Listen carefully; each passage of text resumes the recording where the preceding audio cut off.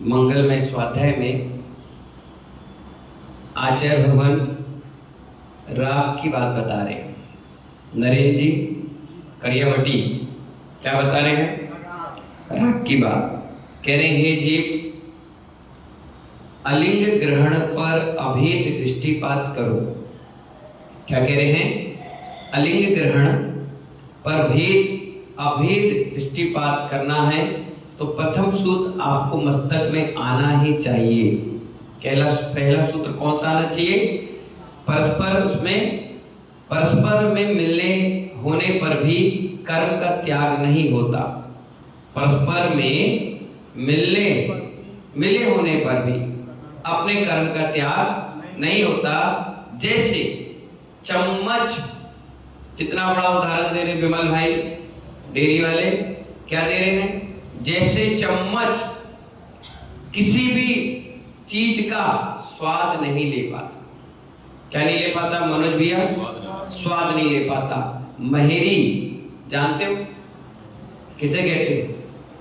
दही से बनती है ना?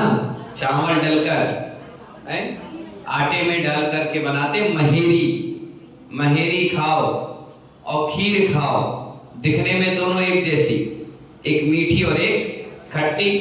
अब जब महेरी खाओ खीर खाओ तो खाओगे किससे? चम्मच से। लेकिन जब चम्मच को चाटोगे तो महेरी में डालोगे तो महेरी का स्वाद आएगा और खीर में डालोगे तो खीर का आएगा। लेकिन जब चम्मच को चाटोगे तो बेस्वाद रहेगा। क्या रहेगा? बेस्वाद रहेगा। इसी प्रकार आचार्य कहते हैं महेरी भी चम्मच घुमाते हैं लेकिन चम्मच में किसी का स्वाद नहीं आता। हे समण, तू रागियों के बीच भी घूम रहा है। किसके बीच? कितना बड़ा उदाहरण दिया आचार्य भगवान। नवीन भैया कह रहे हैं कि तू रागियों के बीच में भी घूम, विरागियों के बीच भी घूम, परंतु तू जगत की राग की वस्तुओं को स्पर्श ना कर। महेरी के बीच में भी रहेगा तो चम्मच में खट्टापन हरिशंकर अग्रवाल जी नहीं आएगा, और तू खीर के बीच रहेगा तो भी नहीं आएगा। शहद के बीच भी रहेगा विजेश भैया वेंड तो भी नहीं आएगा। चम्मच अपने स्थान पे अपना काम करेगा और खाने की वस्तु अपने स्थान पे काम करेगी। आचार्य भगवान इसलिए हमें बता रहे हैं, चाहे रागियों के बीच घूम, चाहे बीत रागियों के बीच घूम, तुझे किसी को भी वस्तु को स्पर्श नहीं करना है। किंचित भी तेरा स्पर्श ना कर सके, अब तू अलिंग ग्रहण की व्याख्या के नजदीक पहुंच जाएगा। परंतु जिसको पर में रस भाता है, जिसको किसमें? पर में रस भाता है, वह तो अलिंग ग्रहण की व्याख्या सुनना ही नहीं चाहेगा। क्या नहीं करेगा? जिसको राग की बातें अच्छी लगती हैं वो कभी भी बीतराग की बातों पर विश्वास भी नहीं करेगा। अब आप देखिए, अगर आपसे कहें कि चलो अपन स्वाध्याय करें तो 4 लोग बैठेंगे और चलो आज मनोरंजन की बातें करें, इधर उधर की बुराइयां करें, इसकी उसकी टांग खिंचाइयां करें, फालतू की बकवास करें, फेसबुक व्हाट्सएप यूट्यूब पे लग जाएं तो पूरे दिन 1.5 GB डाटा खत्म कर लेंगे, लेकिन तुम्हें पता नहीं चलेगा। पूरी फिल्म देख लोगे, गदर 2, 1, 3, दबंग 1, 2, 3 है, और कौन कौन सी है पता नहीं, तो सब देख लोगे, सब में मजा आ जाएगा। लेकिन बीतरागियों की चर्चा करोगे तो बिल्कुल नहीं। अलिंग ग्रहण की बात करोगे तो कोई चर्चा नहीं करेगा, और लिंग ग्रहण की चर्चा करोगे तो सब चर्चे में लग जाओगे। आचार्य कहते हैं राग देश से रहित स्वरूप है। किससे? राग और देश से। निक्की भाई क्या है?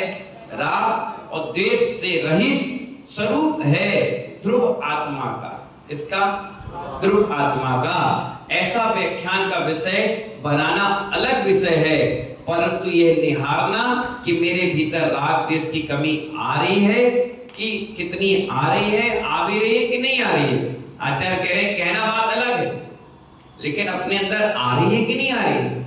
लोग चेहरा देखकर व्यवहार करते हैं, पैसा देख करके जुड़ाव करते हैं, कपड़े देख करके बगल में बैठना पसंद करते हैं, चेहरा देखकर सुंदर कौन है उससे दोस्ती करते हैं। नहीं, आत्मा कभी सुंदर होती है? है ना, कुरूप होती है, ना सुंदर होती है, ना गंदी होती है, ना बड़ी होती है, ना छोटी, वो तो एक जैसी होती है। कैसी होती है? और उसमें इतना अच्छा सिस्टम बनाया है कि चींटी के अंदर गई तो उसके शरीर से थोड़ी छोटी हो जाएगी, आदमी के अंदर गई तो उसके शरीर से थोड़ी विस्तार और संकुचित दोनों वाली कौन होती है? आत्मा होती है। हे ज्ञाता, क्या कह रहे हैं भगवान आत्मा? हमसे क्या कह रहे हैं? हे ज्ञाता, तू निज ज्ञान से पर ज्ञेय को अनंत बार जाना है। किसको जाना है? ज्ञेय को अनंत बार जाना है। एक बार निज ज्ञान से निज आत्म द्रव्य को भी जान ले। किसको जान ले? निज आत्म द्रव्य को जान ले। तत्व ज्ञान हलचल का विषय नहीं है। तत्व ज्ञान हलचल का विषय संजय भैया नहीं है। बाहर की आवाजें तो आना ही नहीं चाहिए। जब अपन ध्यान करते हैं तो जो व्यक्ति ज्यादा ध्यान करते हैं, मेडिटेशन करते हैं, उनको हल्ला गुल्ला बिल्कुल पसंद नहीं आता। उनको लगता है कहां से ये सिस्टम गड़बड़ हो गया। बिल्कुल शांत, प्यार से, आराम से, इत्मीनान से बातें करते हैं। उनकी लैंग्वेज से पता चल जाता है कि उन्होंने चिंतन, ध्यान, समाधि कितने अच्छे से आनंद से किए। और जिसने मन में हलचल की होगी तो उनकी आंख, नाक, नैन, शरीर देखकर आप समझ जाओगे कि इस व्यक्ति का मन स्थिर नहीं है, गंभीरता नहीं है। मंच पर बैठते समझ जाओगे कि इस व्यक्ति की कितनी गंभीरता है। देखने वाला 1 मिनट में समझ जाता है। 3-4 चीजें होती हैं साधु को परखने की। सुबह प्रवचन की, दूसरी आहारचर्या, तीसरी स्वाध्याय और चौथी शाम की भैया-बेटी। ये 4 चीज में साधु को आदमी परखता है और इसमें परफेक्ट निकल गया तो बस वो भगवान बन गया। 4 चीजें, गंभीरता, वजनदारी, बोलने का लहजा, बैठने का ढंग, उठने का ढंग, आहारचर्या, हर चीज में आदमी वॉच कर लेता है, समझ जाता है हाँ साधु परफेक्ट है और ये 80% 90% भी है तो निकाल लेगा गाड़ी। तो इसी प्रकार आचार्य कहते हैं कि निज अपने ज्ञान से निज आत्म तत्व को जान लेना। किसको? आत्म तत्व को। तत्व ज्ञान अगर हलचल का विषय नहीं है, बाहर की आवाजें तो आना ही नहीं चाहिए। भीतर की आवाज भी बंद हो जाए तब तुम्हें तत्व का बोध होगा। अभी बाहर की आवाज बंद की, अब भीतर की भी आवाज बंद हो जाती है, उस समय अपन को काहे का बोध होगा? तत्व का। मनोज भाई क्या का बोध होगा? तत्व ज्ञान का। पानी के स्थिर होने पर ही पानी के अंदर मोती दिखाई देते हैं। हलचल वाले पानी में आप कभी भी मोतियों का ढूंढ नहीं पाओगे। अगर किसी का सोना, चांदी, हीरे, मोती कोई गिर जाए कहां? बहते पानी में, तो आप ढूंढ नहीं पाओगे कहां गया, जब तक उस पानी को रोकोगे नहीं या वो पानी रुकेगा नहीं। इसलिए आचार्य कहते हैं पानी के स्थिर होने पर ही पानी के अंदर मोती दिखाई देता है, चित्त के स्थिर होने पर ही चैतन्य भगवान समझ में आता है। क्या कह रहे हैं? और जिसको समझ में आ जाता है वो फिर घर पे थोड़ी ना रुकता है, वो तो भागता है कि बस अब तो मुझे घर में अटपटा सा लग रहा है, मछली की तरह तड़पता है कि कैसे भी कहीं निमित्त कारण मिल जाए और मैं इस घर परिवार शरीर को छोड़ करके सीधे आत्म तत्व में लीन हो जाऊं, तत्व ज्ञान की ओर बढ़ जाऊं। देखना कभी कभी स्वाध्याय होगा, अगर कोई आप अगल बगल वाला कोई बात करे तो कह देता है चुपचाप सुन। अब समझ जाओ उसे कितना इंटरेस्ट आ रहा है कि उसने अपने पिता को भी चुप कर दिया, अपनी माँ को भी कह दिया चुप सुनो पहले। यानी वो कितना बड़ा तत्व ज्ञानी है कि उसने इस जिनवाणी के शब्दों को सुनने के लिए अपने माता पिता से भी झंझट चालू कर दी। नहीं रुको, चुपचाप प्रवचन चला, अभी कुछ नहीं बोलोगे, चुपचाप सुनो। बड़ी मुश्किल से सुनने मिला है। उन भैरों से तो अच्छे हैं जिनके पास कान नहीं है, उन गूंगों से अच्छे हैं हमें पढ़ने मिल रहा है, उन अंधों से अच्छे हैं हमें देखने मिल रहा है, हर चीज समझ में आ रही है। कल के दिन ऐसा हमारे साथ कोई घटना घट गई, फिर रोने के अलावा जीवन में कुछ नहीं रहेगा। इसलिए जब तक सुनने मिल रहा है सुनिए, जब तक देखने मिल रहा है देखिए, जब तक बोलने मिल रहा है बोलिए, जब तक देने मिल रहा है देइए। ये मत कहिए कल तो किया था, आज ही तो सुना था, अब भी तो सुन के आ रहे हैं। नहीं, ये तुम्हारा भाग है, पुण्य है महानुभाव कि तुम्हें दोबारा मौका मिला।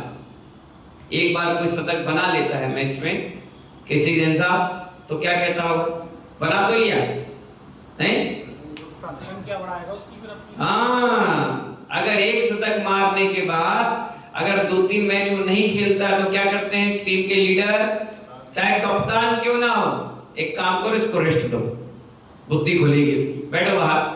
जब बाहर बैठा दिया जाता है, वो बोतल लेकर के आके पानी पिलाता है, तब उसे लगता है ओहो, कंटिन्यूटी में अगर मैं रहता तो मुझे आज यहाँ पर man of the match, man of the series या कप्तानी से नवाजा जाता। इसलिए कभी एक प्रवचन सुनने के बाद ये मत करो, सुन तो लिया, हो सकता है सुना हो लेकिन मन से नहीं, तन से।